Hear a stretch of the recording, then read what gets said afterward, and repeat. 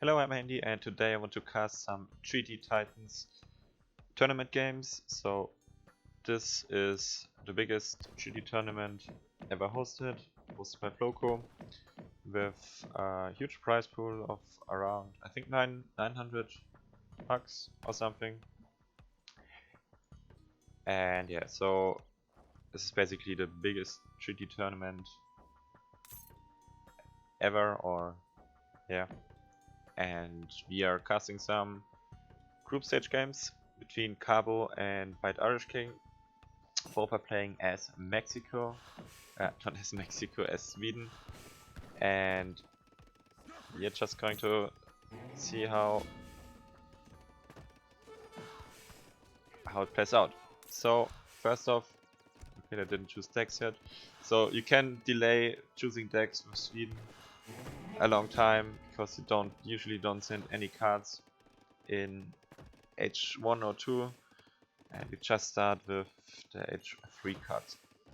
What you typically do with Sweden, you hunt your hunt to the tops, then you kill them and you cut a lot of wood and boom to 200 population or 20 tops.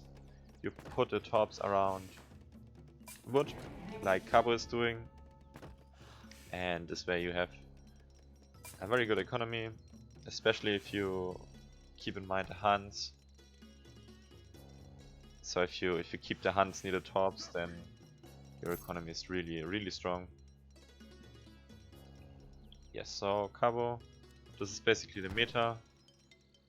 And what's also good, if you can get a mine, I mean, it's not critical, but it's a nice bonus to have. And yeah, so do we have decks now? So for White Irishking, we do have the surstroming cards. This card increases, so it sends food crates, and this increases the. So as the longer they lie around, the higher the food becomes. So yeah.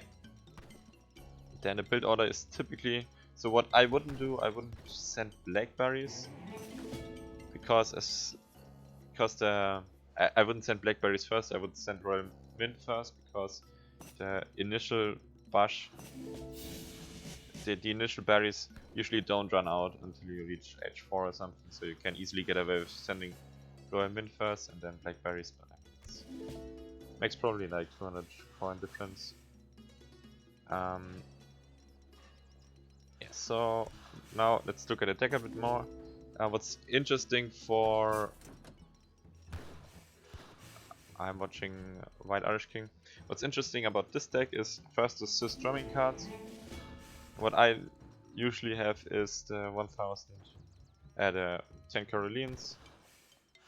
Some players still use this card. And what's more interesting in my opinion is the barrage card.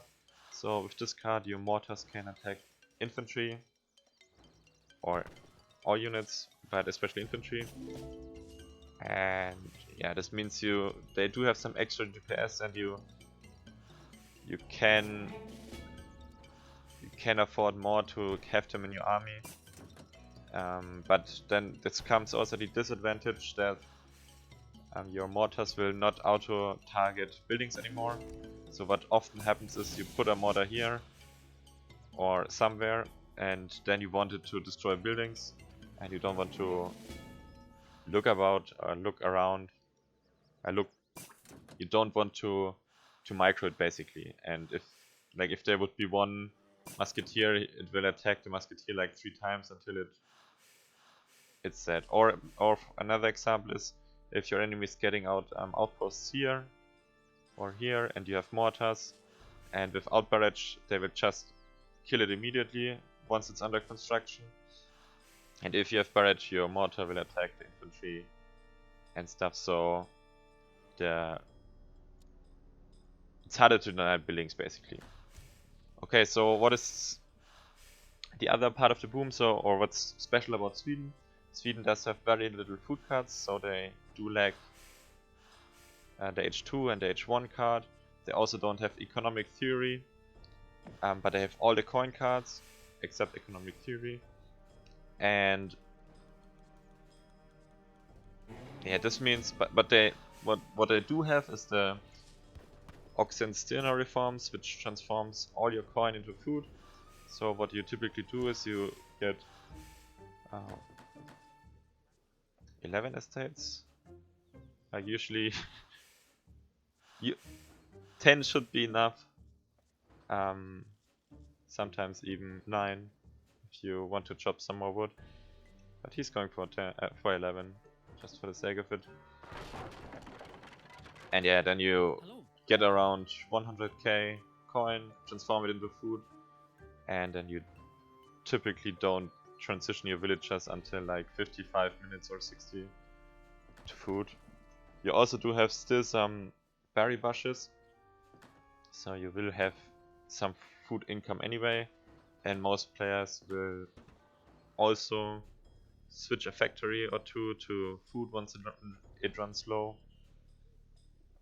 Yeah, another card which is really good for speed, or which increases their boom, is this Great Northern Forest. This usually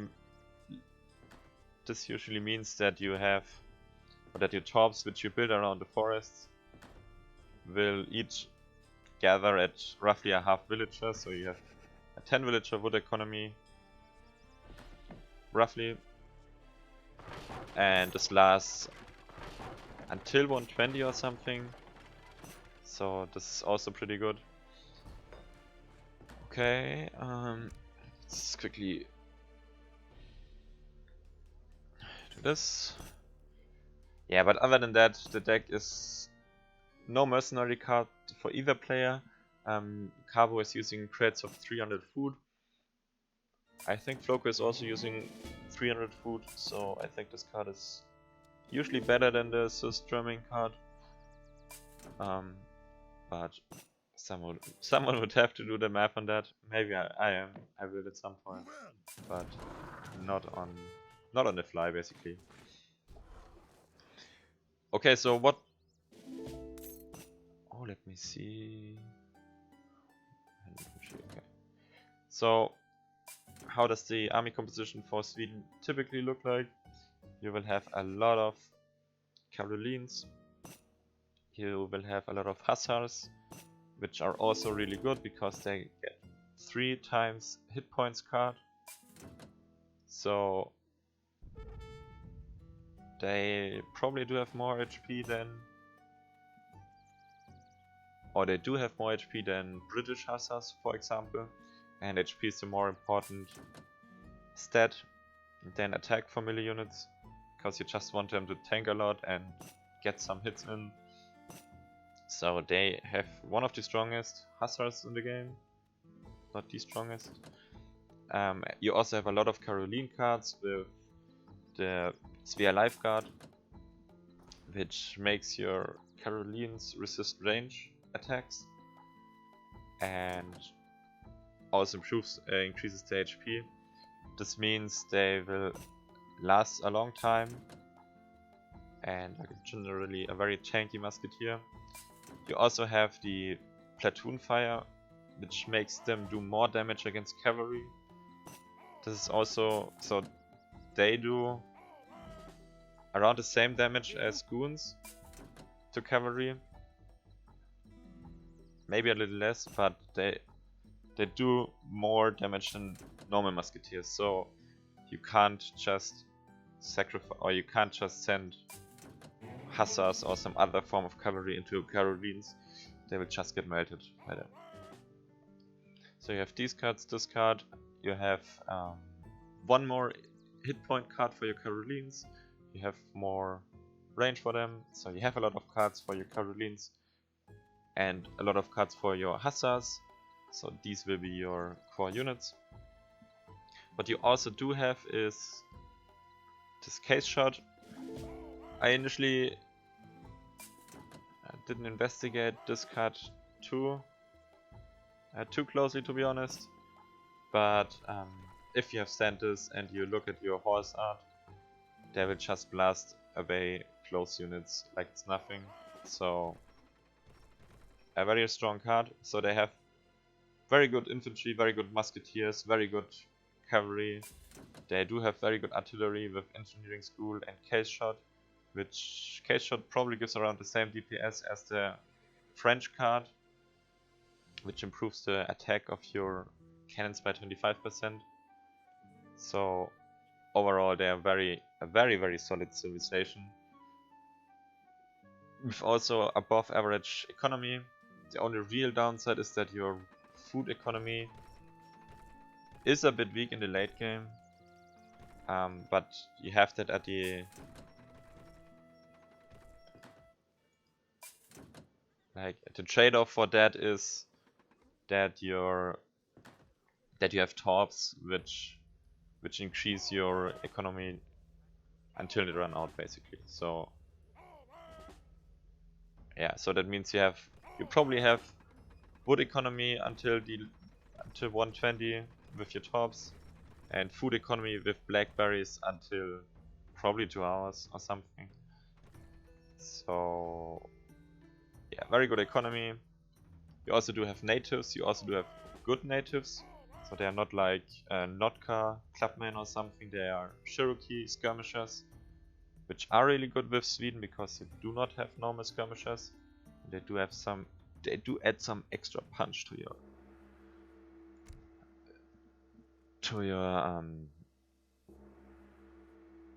army, basically. Okay, so I'm again in this problem that this one is too fast and this is too slow. But anyway. Okay, so let's quickly look at the base layout. So there are no bases outside for Cabo. He only has some bases inside. Personally, I like to have some bases outside. I also like to put my fort here, just because if someone wants to bypass it, then yeah, just because if someone wants to bypass it. Sorry, I read something, so that's why I was distracted. If you have a fort here and someone bypasses it here, you will basically take a lot of damage. And yeah, so it's also you only need to roll a very little step, a very small part. And yeah, so I like my fort here. Downside is that it can be sniped from here, from mortars. But then again, it's also have like 12k HP, so yeah, I think that's I like my fort here, basically. That's what I want to say. Outside bases, he has some here. I would like to have like 2 more barracks here, so he can, after the treaty ends, he can replenish his Carolines really quick,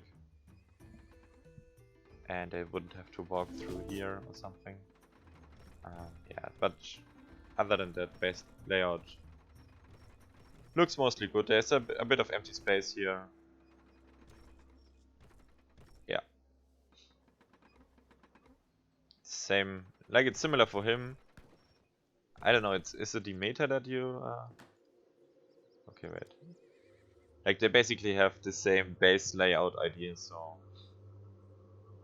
To economy walls, some stuff inside so you can react. Some empty space so you can also react and plant something down. I would say he has a bit little bases on this side, so if fighting on this side starts, it's hard for him to hold because they would have to walk from here to here. So I would like some bases here or here. Yeah, I'm also a fan of 3 barracks, especially at the start, so I would just plant 1 more here. Because until your natives kicks in, with 2 you're just not regrouping fast enough. So for the fight, so he's going for, so for White Irishking is going for 4 caverns, Cabo is going for 6. He's also going for 3 or 4 horse art. I click it. So in theory, no, it's 4 horse art. So in theory, he should win the artillery war. But he has less cavalry, so this cavalry flank might come in and just close this. And yeah, but for the most part, the unit composition is the same. There are no units on this side except a dog.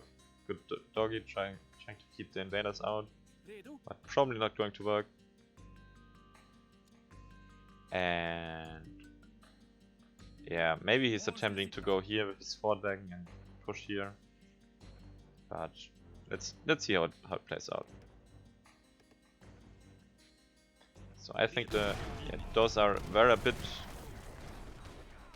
too far back. So he could have sniped those immediately. Personally,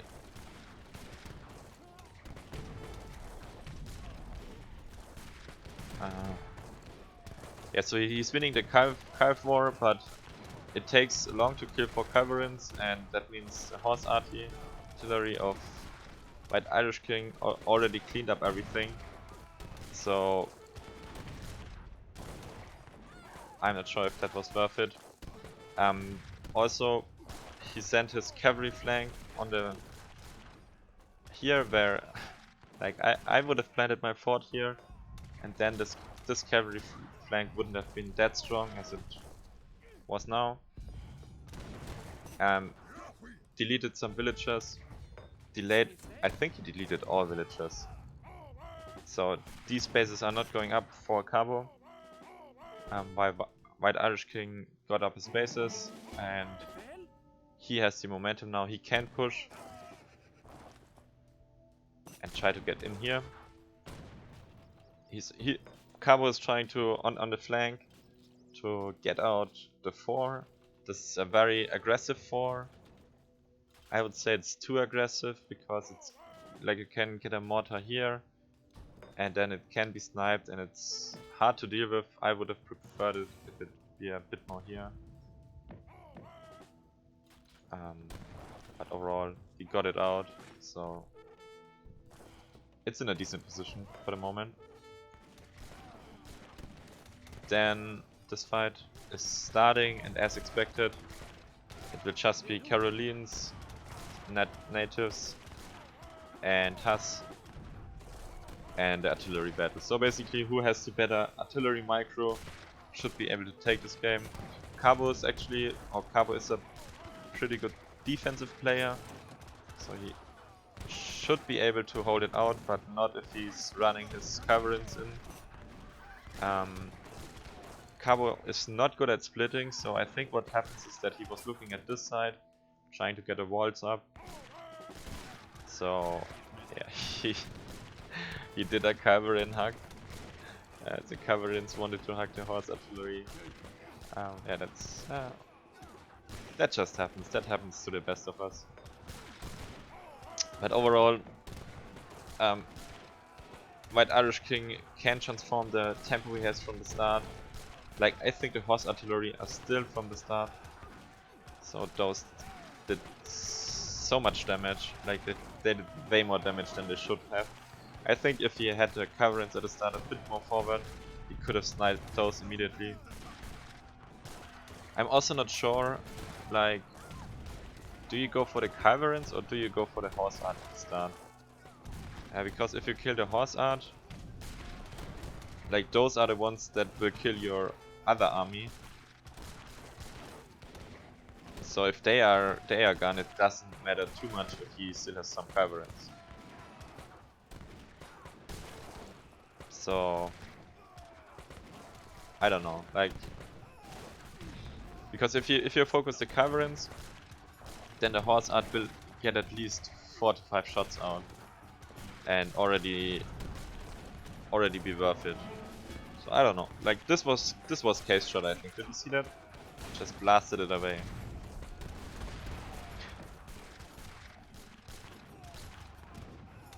So Cabo. Yeah, Cabo is in under a lot of pressure here. It's still the starting fight. Oh, a villager slipped here, so he couldn't get this wall up, and this is all because of the calf flank at the start. He's just getting rolled over here. Oh, again, case shot here. Like, I think if you... Holy.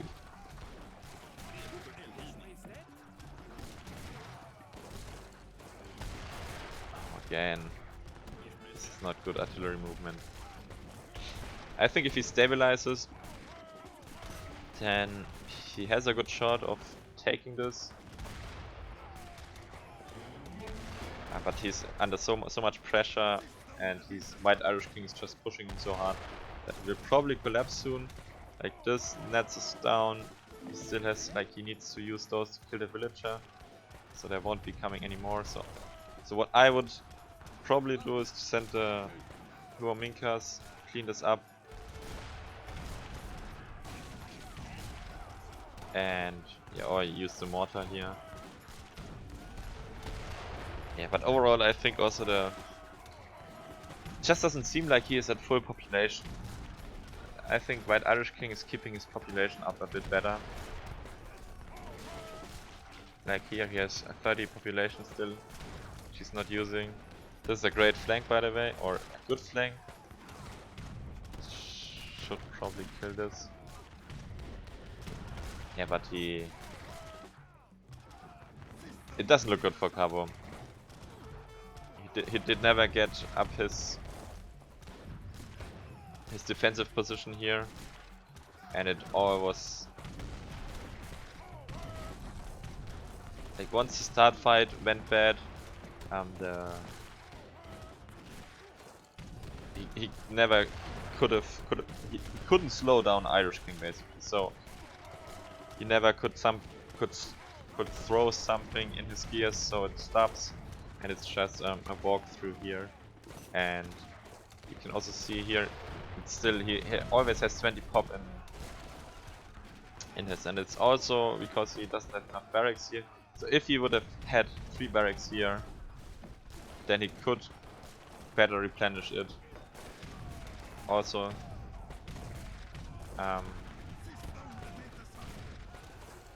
yeah, but I think this is over. So losing natives on this map, and you're already not trading good, and then you're fighting against 23 times 2 more natives, which are already, or those units are good units with a lot of HP, especially against Carolines. They don't do extra damage. They do have a bit lower DPS than generic musketeers against infantry. So they take longer to clean up those Huaminkas, and those Bolas also do extra damage against the Carolines, and also take longer to get cleaned up by the Carolines. And he just doesn't get his artillery out. Like, that's his main problem. You usually only want your Carolines to tank. Oh, now we can see some. Holy. Okay, so case shot is actually really sick. So I never really noticed it because I was always too busy microing and stuff. But once you look at it, like, they blast away everything. It's insane actually. So he's also losing these bases here. He could have gotten out some stables here, so he could flank, or if he finished this wall, he could use a mortar to destroy this. But it also wouldn't change the fact that he's losing his natives, and yeah, this is over, I think.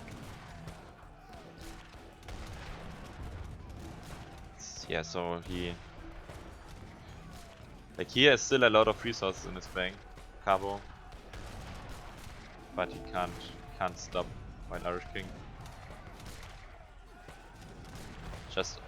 I think the fundamentals are just a bit better of White Irishking. Like, he's keeping his population up way more, like, throughout the game. I mean, now he just surrendered, but all the time when I was looking, he was always only at 170 pop.